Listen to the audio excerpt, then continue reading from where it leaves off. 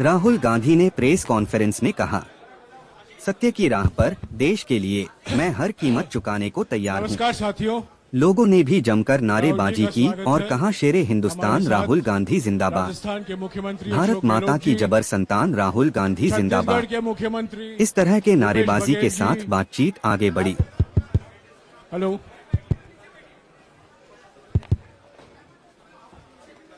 Doctor अभिषेक सिंघवी और हमारे संगठन के महामंत्री केसी वेणुगोपाल जी मौजूद हैं। मैं राहुल जी से गुजारिश करूंगा, वो पहले आपको संबोधित करेंगे, बाद में आपका सवाल जवाब लेंगे। राहुल जी। नमस्कार। मैंने आप सब से काफी बार बोला है कि हिंदुस्तान में लोकतंत्र पर आक्रमण हो रहा है और इसका हमको हर रोज नए नए उदाहरण मिल रहे हैं। सवाल मैंने एक ही पूछा था,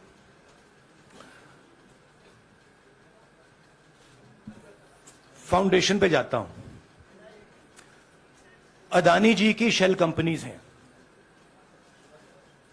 अदानी जी की शेल कंपनीज हैं, उसमें 20,000 करोड़ रुपया किसी ने इन्वेस्ट किया। अदानी जी का पैसा नहीं है, अदानी जी का इंफ्रास्ट्रक्चर बिजनेस है, पैसा किसी और का है। सवाल यह है, ये जो 20,000 करोड़ रुपए हैं, ये किसके हैं? यह सवाल मैंने पूछा। मैंने पार्लियामेंट हाउस में प्रूफ देके, जो मीडिया रिपोर्ट से मैंने निकाला, अदानी जी और नरेंद्र मोदी जी के रिश्ते के बारे में डिटेल में बोला। रिश्ता नया नहीं है, रिश्ता पुराना है। जब नरेंद्र मोदी जी गुजरात के सीएम बने थे, तब से रिश्ता है और उसके बहुत सारे पब्लिक प्रूफ्स हैं। हवाई जहाज में मैंने फोटो दिखाई, नरेंद्र मोदी जी बड़े कंफर्ट में बैठे हुए थे अपने दोस्त, अपने मित्र के साथ। पार्लियामेंट में मैंने दिखाई। यह सवाल मैंने पूछा। फिर मेरी स्पीच को एक्सपंज किया गया। मैंने स्पीकर को डिटेल चिट्ठी लिखी, पॉइंट बाय पॉइंट, कि मैंने कहा कि एयरपोर्ट्स अदानी जी को रूल बदल के दिए गए हैं। ये लीजिए रूल की कॉपी जिसको बदला गया है। चिट्ठी लिखी, कोई फर्क नहीं पड़ा। फिर मेरे बारे में मंत्रियों ने पार्लियामेंट में झूठ बोला कि मैंने विदेशी ताकतों से मदद मांगी। मैंने ऐसी कोई बात नहीं की है। मैंने कहा स्पीकर से, मैंने जाके कहा, स्पीकर सर, पार्लियामेंट का नियम है कि अगर किसी मेंबर पर कोई एक्यूजेशन लगाता है तो उस मेंबर को जवाब देने का हक होता है। मैंने एक चिट्ठी लिखी, उस चिट्ठी का जवाब नहीं आया। दूसरी चिट्ठी लिखी, उस चिट्ठी का जवाब नहीं आया। फिर मैं स्पीकर के चेंबर में गया। मैंने स्पीकर सर से कहा, स्पीकर सर, ये कानून है, ये रूल है, इन्होंने झूठा आरोप लगाया है, मुझे आप बोलने क्यों नहीं दे रहे हैं? स्पीकर सर मुस्कुराते हैं, कहते मैं नहीं कर सकता। और फिर उसके बाद आपने सबने देखा क्या हुआ। सवाल पूछना मैं बंद नहीं करूंगा। नरेंद्र मोदी जी का अदानी के साथ क्या रिश्ता है और 20,000 करोड़ रुपए किसके हैं, मैं पूछता जाऊंगा। मुझे कोई डर नहीं लगता इन लोगों से। और अगर ये सोचें कि मुझे डिस्क्वालीफाई करके, धमका के, जेल में डाल के मुझे बंद कर सकते, नहीं, मेरी वो हिस्ट्री नहीं है। मैं हिंदुस्तान के लोकतंत्र के लिए लड़ रहा हूं। और मैं हिंदुस्तान के लोकतंत्र के लिए लड़ता रहूंगा, किसी चीज से नहीं डरता हूं, यह सच्चाई है। अब आप सवाल पूछिए, एक एक करके प्लीज। हाँ मोहित, I'll say it in English also. Sorry. I'll say it in English also.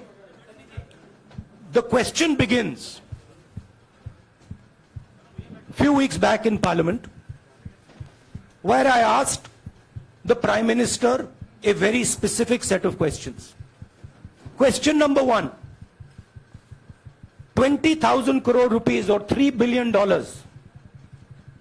are in shell companies owned by Mr. Adani. Mr. Adani could not have generated this money.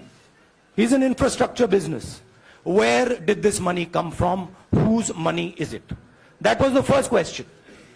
Whose shell companies are there? These companies are working in the defense field. Why does nobody know whose money this is? There is a Chinese national involved in this. Why is nobody asking the question, who is this Chinese national? That was the first question. Second question was, set of questions with proof. Were, what is the Prime Minister's relationship with Mr. Adani? I showed a picture of the Prime Minister and Mr. Adani's plane relaxing. I gave documentation about the defense industry, about the airports, about statements made in Sri Lanka, about statements made in Bangladesh, pictures of Mr. Narendra Modi sitting with the State Bank chairman in Australia. And I put this proof on the table.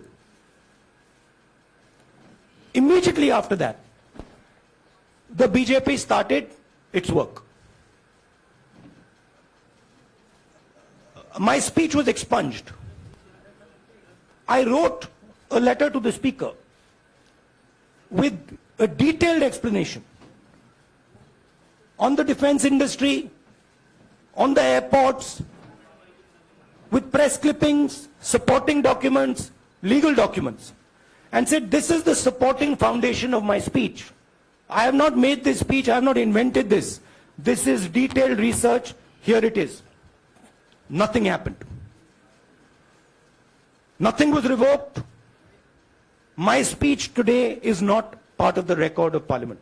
The same, by the way, was done with Mr. Kharge. After that, BJP ministers lied about me in Parliament. They made the statement to distract from the Adani issue. The whole game, disqualification, and all these statements are to distract from the central question, whose money is it? 20,000 crores, whose is it? Kiska hai ye? That's the main question. The whole thing is to distract. So, they said that I've asked foreign forces to help India. Most ridiculous statement. I have never made such a statement. You can look at all the conversations I had in the United Kingdom. Not one such statement was made. In fact, I said this is India's problem. India has to resolve this problem, right? A minister lies on the floor of the House.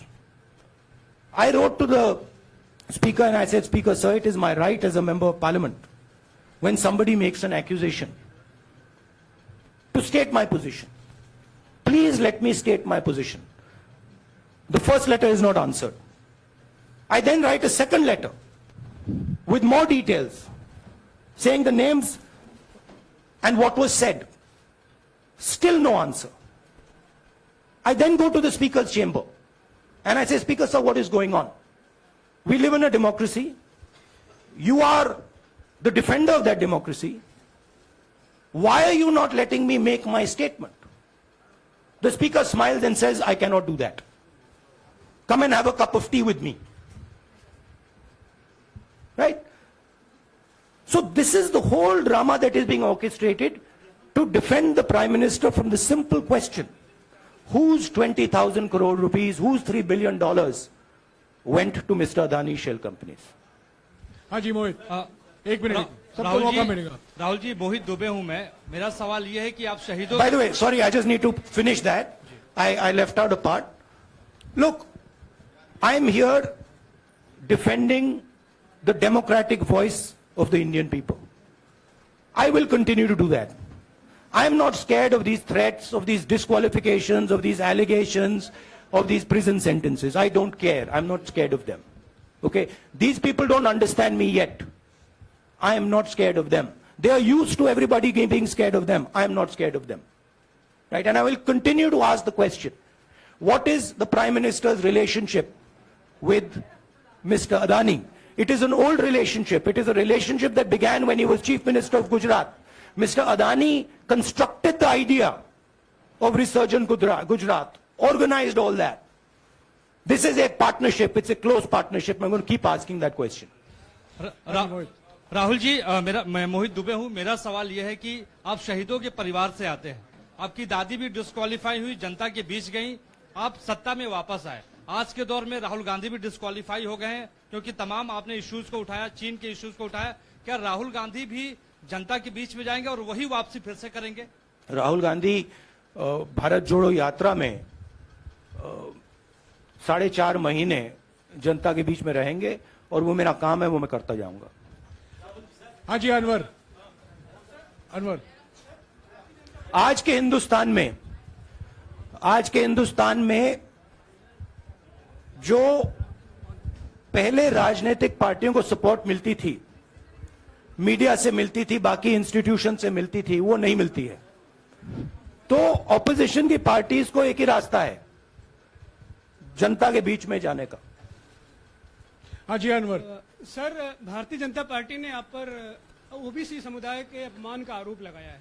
इस पर आप क्या जवाब देना चाहेंगे Bharatiya Janata party को? मैं पिछले भारत जोड़ो यात्रा में, आप मेरी कोई भी स्पीच देख लीजिए, मैं वहां कह रहा हूं सब समाज एक हैं, सबको एक साथ चलना चाहिए, भाईचारा होना चाहिए, नफरत नहीं होनी चाहिए, हिंसा नहीं होनी चाहिए। तो मेरी पोजीशन बिल्कुल क्लियर है।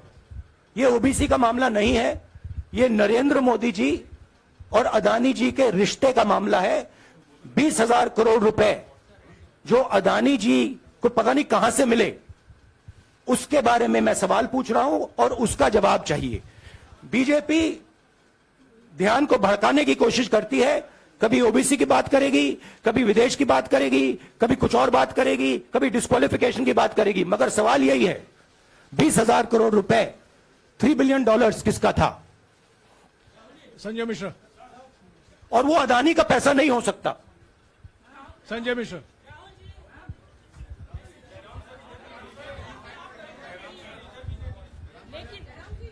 आपने कहा आप डरते नहीं हैं, लेकिन स्टेट के टारगेट पे हैं और स्टेट आपके खिलाफ है, पूरी स्टेट, पूरी मशीनरी आपके खिलाफ है। ऐसे में आपके सामने चैलेंजेस बहुत बड़ा है, तो रास्ता क्या है, रणनीति क्या है? देखिए भैया, चाहे स्टेट हो, चाहे कुछ भी हो, मैं सच्चाई को देखता हूं। मुझे और किसी चीज में इंटरेस्ट नहीं है, मैं सच्चाई बोलता हूं। राजनीति में यह फैशनेबल बात नहीं है, मगर यह बात मेरे खून में है। मैं और कोई रास्ता निकाल ही नहीं सकता हूं। तो मेरा काम यह है, यह मेरी तपस्या है, जीवन की तपस्या है, उसको मैं करता जाऊंगा। चाहे मुझे डिस्क्वालीफाई करें, मारे पीटे, जेल में डाले, मुझे कोई फर्क नहीं पड़ता। मुझे अपनी तपस्या करनी है। इस देश ने मुझे सब कुछ दिया है। शांत हो जाइए। इस देश ने मुझे सब कुछ दिया है, प्यार दिया है, इज्जत दी है, इसलिए मैं ये करता हूं। हाँ, Supriya. Sir, Rahul sir, BJP के जो लीडर्स आप पे अटैक कर रहे हैं उस पर आप क्या कहेंगे? और इसके अलावा वायनाड, वहां पर जब से खबर गई है, वहां पे लोग बहुत डिसबिलीफ में हैं, प्रोटेस्ट भी इरप्ट हो रहा है। आप अपनी कॉन्स्टिट्यूएंसी के लोगों को क्या कहना चाहते हैं? नहीं, मैंने सोचा है कि मैं अपनी, देखिए, मैंने कॉन्स्टिट्यूएंसी में भी बोला कि वायनाड के लोगों के साथ मेरा पारिवारिक रिश्ता है, फैमिली प्यार का रिश्ता है। तो मैंने सोचा कि मैं वायनाड के लोगों के लिए अपनी एक चिट्ठी लिखूं उनके लिए कि मेरे दिल में उनके लिए क्या है। तो वो तो मैं रिजॉल्व कर दूंगा। उनका, देखिए, बीजेपी के नेताओं का काम यही है। देखिए, वो सब नरेंद्र मोदी जी से डरते हैं, कारण आप जानते हो। नरेंद्र मोदी जी ने कहा कि देखिए, ध्यान हटाना है। वो सब जानते हैं अदानी जी और नरेंद्र मोदी जी का रिश्ता, सारे के सारे जानते हैं क्या रिश्ता है, सब जानते हैं, मगर डरते हैं। तो अगर नरेंद्र मोदी जी ने उनसे कहा कि भैया ध्यान उधर करो, ध्यान उधर करेंगे। मगर सवाल यही है 20,000 करोड़ रुपए किसका है? हाँ जैनेंद्र राहुल जी पूरी कांग्रेस पार्टी, सर पूरी कांग्रेस पार्टी ये कह रही है कि आप चाहे वो गुजरात की कोर्ट ने आपको सजा सुनाई या आपका निलंबन हुआ, ये सब कुछ केंद्र सरकार प्रधानमंत्री के इशारे पर हो रहा है। लेकिन बीजेपी कह रही है कि कानून ने अपना काम किया है। तो जो ये दलील है कि कानून ने आपको सजा दी है और उसी की वजह से आपका निलंबन भी हुआ है, इस पर आप क्या देखिए, कहेंगे? कि आपको लगता है कि लीगल PM के मैटर इशारे है, पर ये हुआ है। लीगल मैटर है। मैं हिंदुस्तान के लीगल सिस्टम को रिस्पेक्ट करता हूं। मैं लीगल मैटर पे इस प्रेस कॉन्फ्रेंस में बात नहीं करना चाहता हूं। हाँ संजीव, अगर आपके लीगल सवाल होंगे तो आप हमारी लीगल टीम से पूछ लीजिए। Sanjeev 1 minute Sanjeev.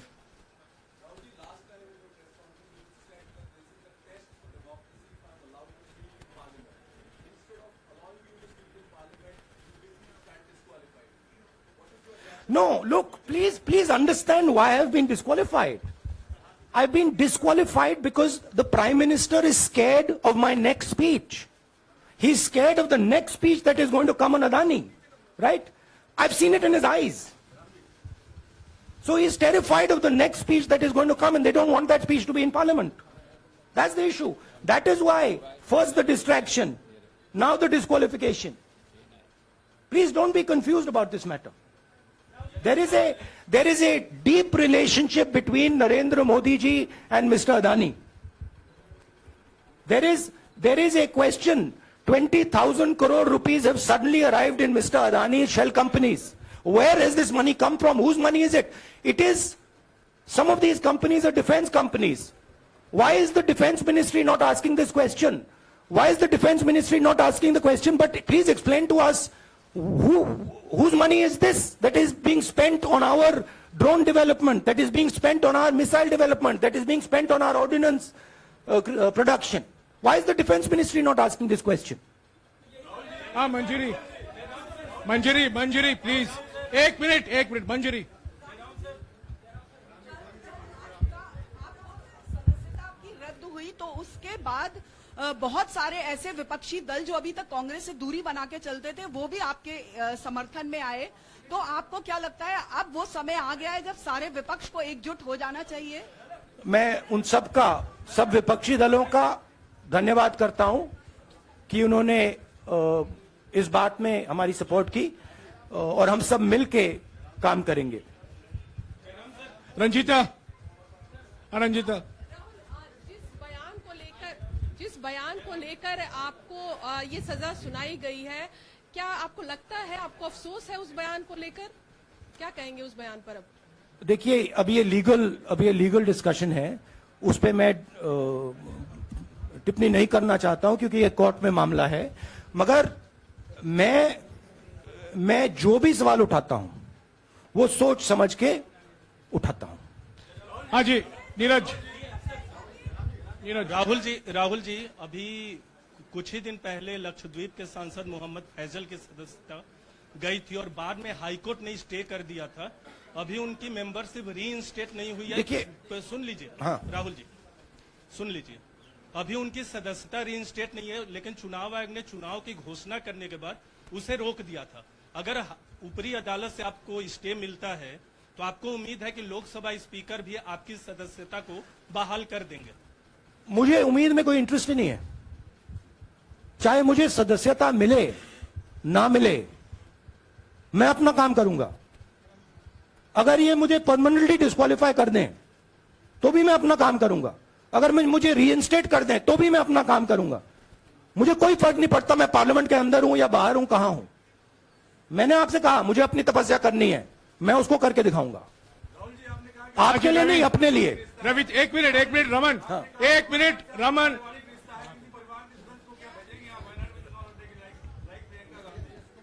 It is not up to me, it is up to Congress president कौन जाएंगे। राहुल जी मेरा सवाल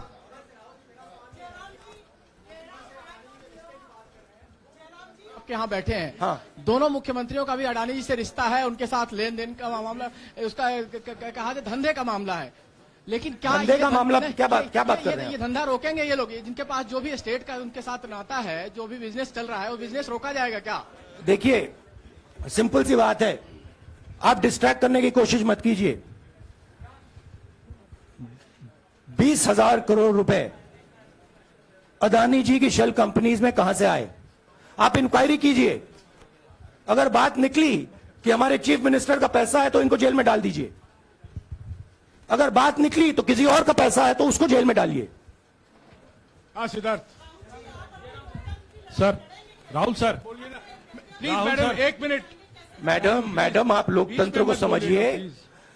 ये जो पैनिक रिएक्शन इन्होंने किया है नरेंद्र मोदी जी ने, इससे सबसे ज्यादा फायदा मिलेगा विपक्ष को। ये इन्होंने हमें हथियार पकड़ा दिया है। ये आप बात समझिए। ये मोदी जी पैनिक में आ गए कि बात निकल जाएगी, ये 20,000 करोड़ रुपए किसके हैं, डर गए, घबरा गए, इन्होंने पूरा सीक्वेंस शुरू कर दिया। ये विपक्ष को सबसे बड़ा इन्होंने हथियार दिया है राहुल जी, क्योंकि जनता के माइंड में अब एक सवाल आ गया है कि जनता जानती है कि अदानी जी भ्रष्ट व्यक्ति है। अब जनता के माइंड में यह सवाल उठा है कि इस भ्रष्ट व्यक्ति को हिंदुस्तान का प्रधानमंत्री क्यों बचा रहा है। यह मतलब अब सब कुछ बीजेपी के लोग, नरेंद्र मोदी जी सब कुछ इस व्यक्ति को बचाने के लिए क्यों कर रहे हैं। दूसरा सवाल, बीजेपी के लोगों ने कहा कि अदानी पर आक्रमण देश पर आक्रमण है। मतलब इनके माइंड में देश अदानी है और अदानी देश है। बात समझिए। राहुल जी, हाँ, सिद्धार्थ। राहुल जी, मेरा सवाल आपसे सिद्धार्थ। ये है कि जब आप ये फैसला सामने आया, आपको मैक्सिमम पनिशमेंट जो है इसमें जो हो सकती है वो आपके लिए मुकर्रर की गई। इस बीच कई लोगों ने ये भी कहा, आपके पार्टी के भी एक सांसद ने कहा कि कम से कम जज को ये देखना चाहिए था कि सामने जो शख्स है वो एक गांधी परिवार से आता है। इस पर आप क्या कहेंगे? और आपको लगता है मैक्सिमम पनिशमेंट जो है आपके केस में, मैक्सिमम पनिशमेंट आपके लिए मुकर्रर की गई, क्या आपको इसके पीछे क्या कहना है आपका? वही मैंने कहा, अगर डिस्ट्रैक्शन करना है, मैक्सिमम पनिशमेंट की तो जरूरत है।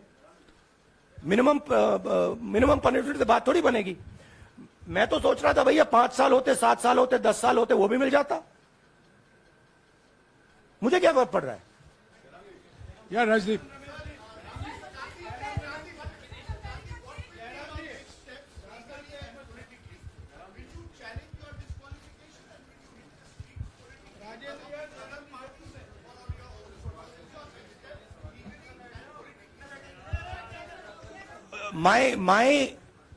I have only one step, and that step is to fight for the truth in this country and to defend the democratic nature of this country that is under. Please let me finish, Rajdeep, unless you want to answer it for me. You do that also sometimes. Yeah. So my job, as I see it, is to defend the democratic nature of this country. And I will do whatever I have to do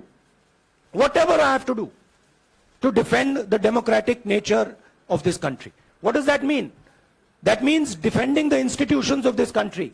That means defending the voice of the poor people of this country. That means telling the people of this country the truth about people like Mr. Adani, who are basically exploiting the relationship they have with the Prime Minister. Yeah, Pallavi, please 1 second. Let's go. Look, see, these are legal matters. It makes me no difference. I told them, it makes me no difference if I'm disqualified, not qualified, whatever. It makes me no difference. Disqualify me for life. Put me inside jail. I will keep going. I will not stop. Mr. Gandhi, Yeah, Mr. Pallavi. Gandhi, 2 things here. One, are you worried or apprehensive about the political relevance of, say, the opposition and the Congress Do I look party worried to post? you? One. Second, Do I look worried to you? I'm excited. I'm happy that these people are giving me the best gift they could give me. And second, Mr. Gandhi, is that BJP's reaction since yesterday is that if you hadn't torn the ordinance then perhaps you wouldn't be facing the law today. Your response to that? My response to that is that when somebody is guilty of something, they want to distract everybody's attention. Right? If you catch a thief, the first thing he says is, I didn't do it. The second thing he says, look there, look there, look there, look there. Right? That's what the BJP is doing. We have caught 20,000 crore rupees entering Mr. Adani's companies. Nobody knows whose money that is. That money cannot be Mr. Adani's money. He does not generate this type of money. So that money has come from someone. All this, OBC, disqualification, anti-national, all this is to distract from the panic that the Prime Minister is feeling. That his relationship with Mr. Adani is going to be exposed. Let me tell you, that relationship is going to be exposed. Nobody is going to stop that. It is going to happen. Because the opposition is going to press this thing until we find the answer. हाँ रवि सिसोदिया जी को दे दो। राहुल जी जो judgement आया उसको लेकर BJP ने उसको किया है कि आपने ओबीसी का अपमान किया, पूरे देश में प्रेस कॉन्फ्रेंस करने की तैयारी कर रहे हैं कि आपने ओबीसी का अपमान किया था। भैया देखिए, पहला आपका अटेम्प्ट वहां से आया, दूसरा आपका अटेम्प्ट यहां से आया, तीसरा आपका अटेम्प्ट यहां से आया। आप इतनी डायरेक्टली बीजेपी के लिए क्यों काम कर रहे हो? थोड़ी डिस्कशन से करो यार, थोड़ा घूम घाम के पूछो। क्या आपको ऑर्डर दिया है क्या? देखो मुस्कुरा रहे हैं। घूम घाम मैं आपको उदाहरण देता हूं, आप थोड़ा घूम घाम के निकाल नुकुल के बोलो। देखो ऐसे बोलो पहले, राहुल जी, हाँ तो please if you want to work for the BJP, then bring a BJP flag symbol here and put it on your chest. Then I'll answer you the same way I answer them. Don't pretend to be a press man. Vikrant Rahul ji हवा निकल गई।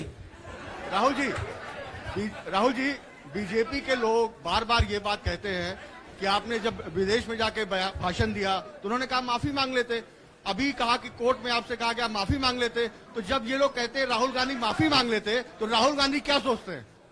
राहुल गांधी सोचता है मेरा नाम सावरकर नहीं है, मेरा नाम गांधी है। गांधी किसी से माफी नहीं मांगता। और मैंने कहा पार्लियामेंट हाउस में, कहा कि भैया मुझे बोलने दीजिए ना, एक बार तो बोलने दीजिए।